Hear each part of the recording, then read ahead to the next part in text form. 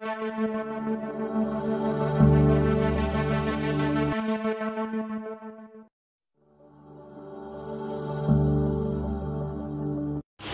d'Ivoire, Abidjan Cocody, jeudi 16 novembre 2023, s'est tenu le lancement du rapport d'étude sur les possibilités de réparation pour les survivantes et survivants des violences sexuelles liées au conflit en Côte d'Ivoire. Cette cérémonie était meublée de plusieurs allocutions, un panel, une prestation artistique et enfin un cocktail.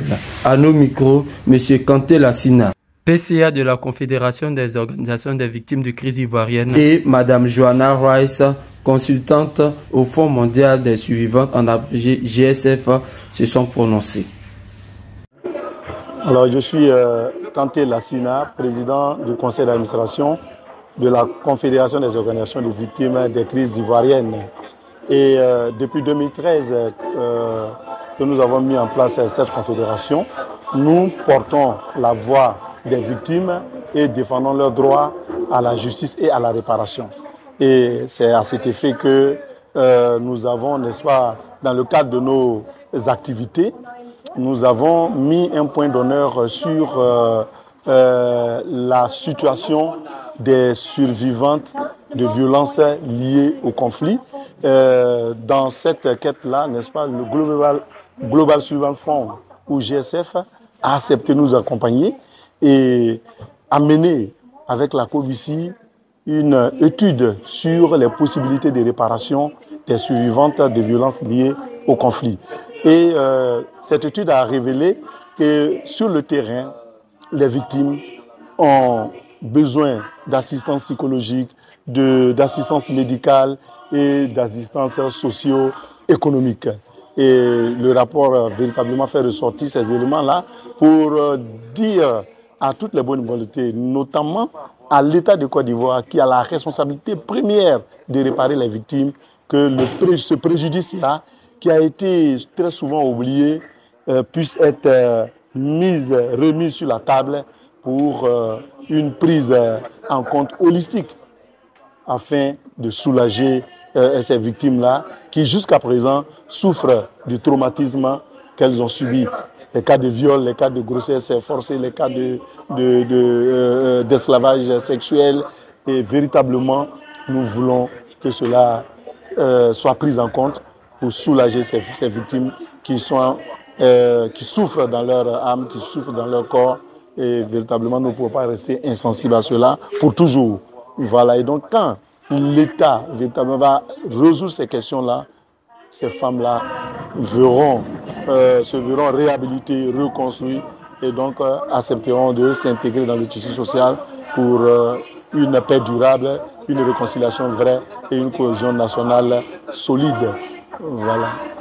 Je m'appelle Dr. Joanna Rice, je suis consultante principale sur l'étude de la Côte d'Ivoire pour le Fonds mondial des survivantes, GSF.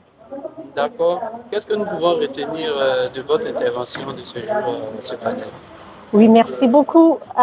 Alors, cette étude, ça a pris 2 ans. C'était une étude très participative avec les survivants et survivantes de la violence sexuelle liée au conflit.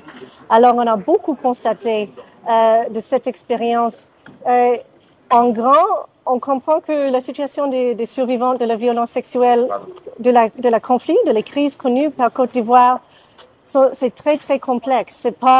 C'est différent que beaucoup d'autres victimes dans la façon que leur vie aujourd'hui, c'est toujours souvent détruit par cette expérience, même si c'était 10 ans, plus que 10 ans dans le passé.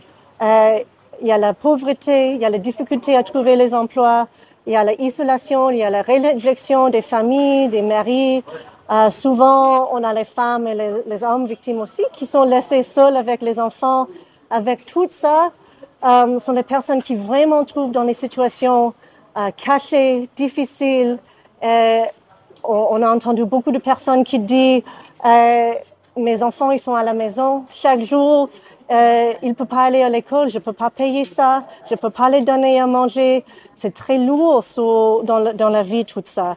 il y a les réparations en Côte d'Ivoire. Il y a un programme en Côte d'Ivoire en place, un ministère avec le mandat, une liste des victimes. Ça inclut presque 3000 survivants de la violence sexuelle liée au conflit.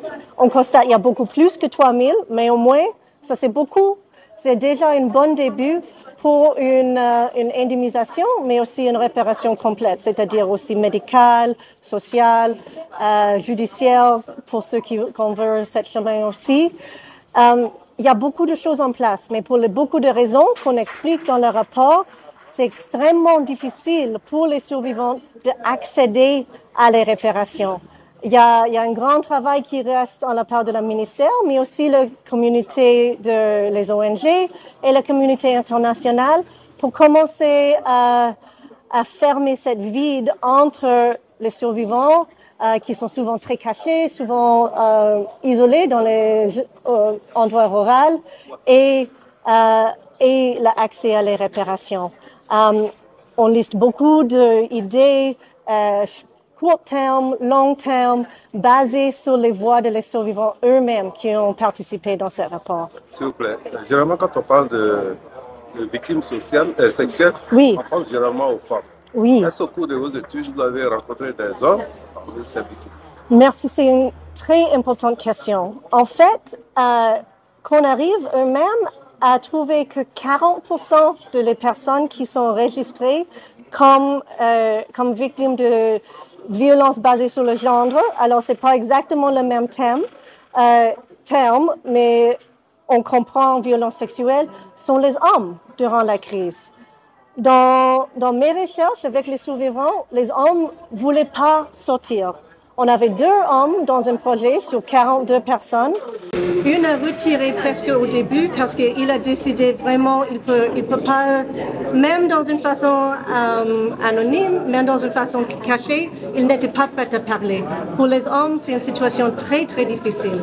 Alors, jusqu'à maintenant, on ne comprend pas trop les schémas de violence qui arrivaient à un tel haut niveau de violence sexuelle contre les hommes en Côte d'Ivoire. On comprend, il y a beaucoup de thèmes qui ont sorti avec les femmes. Il y a les barrages dans les routes, c'était un endroit où il y avait beaucoup de violence. Il y avait les attaques sur les villages, c'était souvent dans les massacres, c'était souvent dans les protestes. Les polices ont pris les femmes et commis les actes de violence sexuelle. Mais pour les hommes, on ne sait pas encore. Il y a certains cas qui ont sorti à propos de les chefs de village ou les chefs communautaires, d'une façon de humilier toute la communauté. Il était violé ou abusé d'une façon sexuelle dans plusieurs façons, mais c'est seulement les antidotes. Peut-être dans la prison, peut-être dans les situations de torture, souvent, ça c'est les endroits où les hommes sont violés ou abusés, mais on ne sait pas à le moment. On reste que les hommes commencent à un soutien qui les permette de parler. C'est aussi à nous d'aller vers eux avec un soutien qui permet ça. Merci.